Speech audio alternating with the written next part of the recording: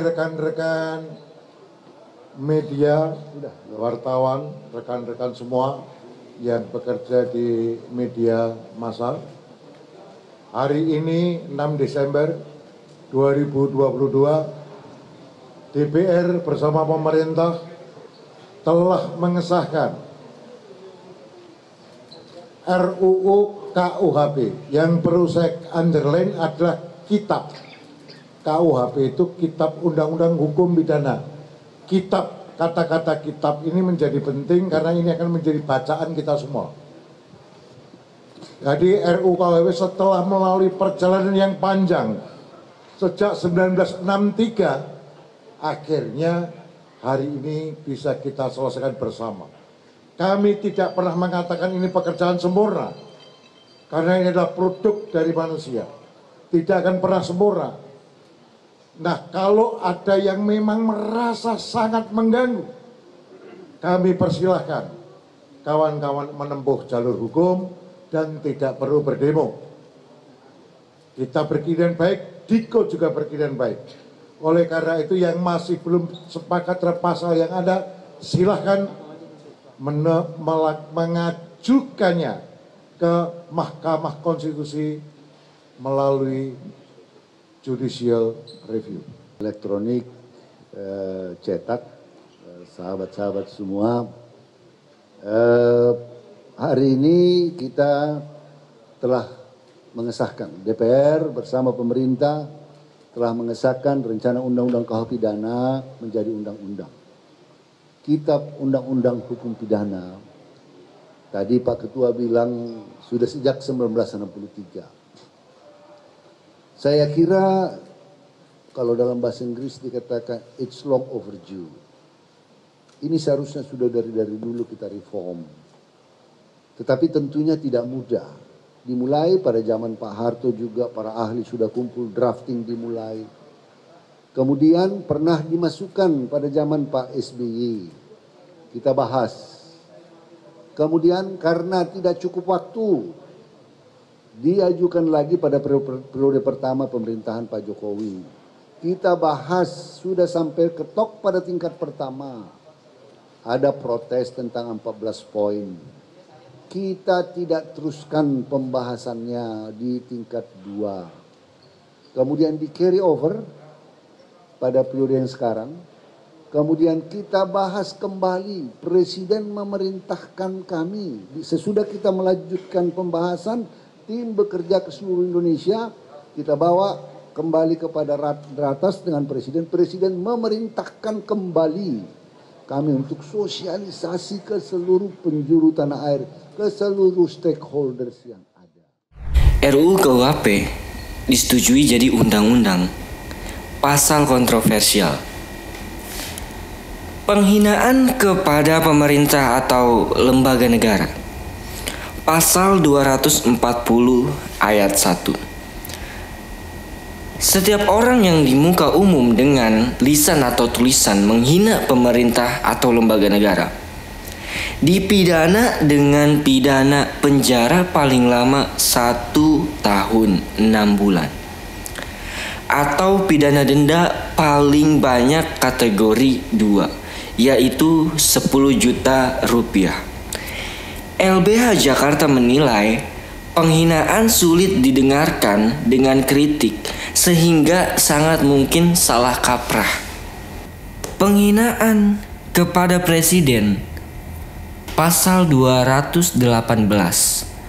Setiap orang yang di muka umum menyerang kehormatan atau harkat dan martabat diri presiden atau wakil presiden dipidana dengan pidana penjara paling lama 3 tahun atau pidana denda paling banyak kategori 4, yaitu 200 juta rupiah.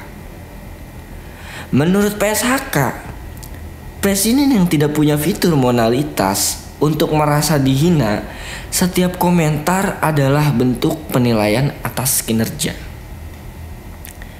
Demonstrasi tak boleh onar. Pasal 256.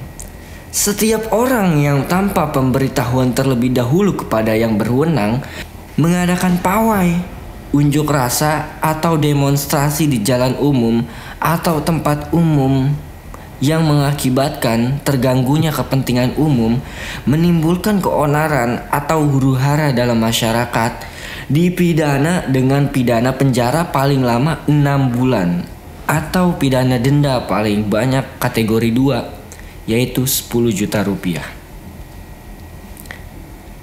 Pers dan berita yang dianggap bohong.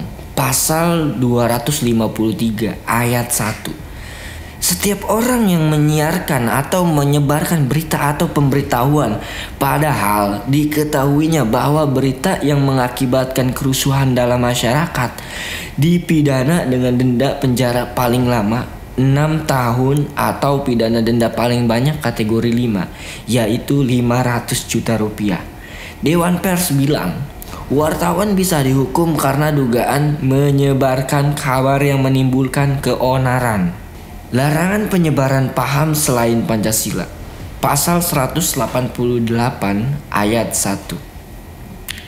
Setiap orang yang menyebarkan atau mengembangkan ajaran komunisme, marxisme, leninisme atau paham-paham yang lain bertentangan dengan Pancasila di muka umum dengan lisan atau tulisan, termasuk menyebarkan atau mengembangkan melalui media apapun, dipidana dengan pidana penjara paling lama 4 tahun. OHCHR menyebut frasa paham lain yang bertentangan dengan Pancasila bisa jadi karet. Larangan menunjukkan alat kontrasepsi kepada anak. Pasal 408. Setiap orang yang secara terang-terangan mempertunjukkan, menawarkan, menyiarkan tulisan atau menunjukkan untuk dapat memperoleh alat pencegah kehamilan pada anak dipidana dengan pidana denda paling banyak kategori 1, yaitu 1 juta rupiah. CISDI menilai upaya layanan kesehatan seksual dan reproduksi bakal jadi sentralistik. Hukuman minimal koruptor turun. Pasal 603.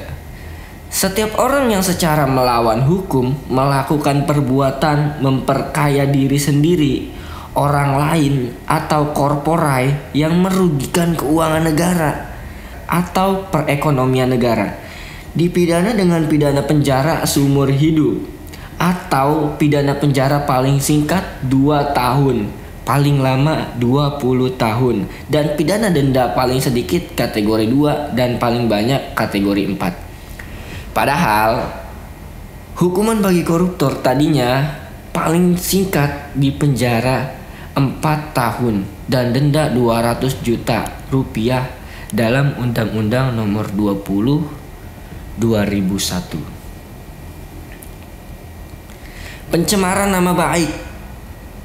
Pasal 433 ayat 1. Setiap orang dengan lisan menyerang kehormatan atau nama baik orang lain dengan cara menuduhkan satu hal dengan maksud supaya hal tersebut diketahui umum, dipidana karena pencemaran dengan pidana penjara paling lama 9 bulan. Pidana denda paling banyak kategori 2, yaitu 10 juta rupiah. Pasal 434 ayat 1. Jika setiap orang sebagaimana dimaksud dalam pasal 433 diberi kesempatan membuktikan kebenaran hal yang dituduhkan tapi tidak dapat membuktikannya, dan tuduhan tersebut bertentangan dengan yang diketahuinya, dipidana karena fitnah dengan pidana penjara paling lama 4 tahun atau pidana denda paling banyak kategori 4, yaitu 200 juta rupiah.